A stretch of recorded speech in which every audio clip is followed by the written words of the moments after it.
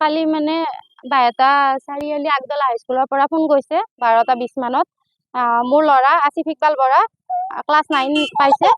Class 9ৰ phone কৰিছে যে আপোনাৰ ল'ৰাৰ ব্লাড ওলাই আছে নাকেদি, ক্লাছ 10ৰ ল'ৰাই মাৰিছে, আহিব লাগে এনেকৈ কৈছে। তাৰপিছত আমি এনেকুৱা আহি অটো ঠিক কৰিলো, আহিলো, আহি পাইছো ল'ৰাটোক বহিবও দিয়া নাই, থিয় কৰাই ৰাখিছে। আৰু মই আহি ক'লো যে এতিয়ালৈ মেডিকেল কৰোৱা নাই, ল'ৰাটোক এনেকৈ থৈ দিছে। সেইখিনি টাইম ইমান দেৰি হৈছে, আমি আহি পাইছো, ইমান বাইহাটা চাৰিআলি ইমান মেডিকেল আছে, কোনো এখন মেডিকেলটো বাদে এখন ফাৰ্মাচীত নিও ল'ৰাটোক ট্ৰিটমেণ্ট কৰোৱা নাই, আনকি ল'ৰাটোক বহিবও দিয়া নাই। মই যেতিয়া ক'লো ল'ৰাটোক বহিব দিয়া নাই, বাইদেউ কৈছে যে অফিচ ৰুমত এলাও নাই।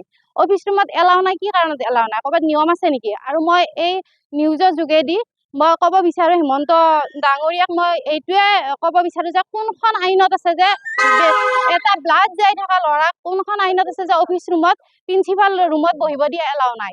মই আৰু অনুৰোধ জনাওঁ যে এনেকুৱা স্কুলৰ এনেকুৱা ব্যৱহাৰৰ যদি প্ৰধান শিক্ষয়িত্ৰী থাকে, তেনেহ'লে এইখন স্কুলত আৰু ঘটনা হ'ব। আৰু ক্লাছ 10ৰ 15টামান ল'ৰাই লগ লাগি মোৰ ল'ৰাটোক মাতি নিছে বোলে, বিল্ডিঙৰ ওপৰৰ পৰা মাতি নিছে, কথা আছে বুলি কৈ আনি ৰুমত বেঞ্চত হেঁচা মাৰি ধৰিছে, মূৰত হেঁচা মাৰি ধৰিছে, নাকত ঘুচাইছে, মূৰত ঘুচাইছে।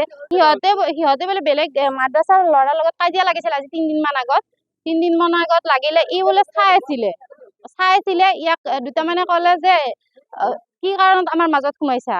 ই ক'লে যে মই মাজত সোমোৱা নাই, মই জাষ্ট যাই থকা বুলি কয়, তোক চাই আছো এনেকে কৈছে। কথা গ'ল। তাৰ পিছত কালি সেইখিনি কথাক লৈ কিনে সিহঁতে কৈছে যে ই মিছবিহেভ কৰিছে বুলি কয়।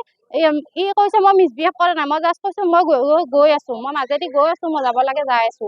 সেইখিনি কথা কোৱাৰ কাৰণে মানে তেনেকে মাৰিছে। আৰু মাৰিছে এনেকুৱা নাকেদি ব্লাড যে আছে, ইমান দেৰি প্ৰিন্সিপাল বাইদেউক আহি বেলেগ ছাত্ৰক পঠাই দিছে, সিহঁতৰ লগৰে মাতিবৰ কাৰণে। মাতিব আহিলে প্ৰিন্সিপাল বাইদেউ বীণা বাইদেউ বোলে কৈছে বেলেগ ছাৰক লৈ যোৱা বুলি কৈছে।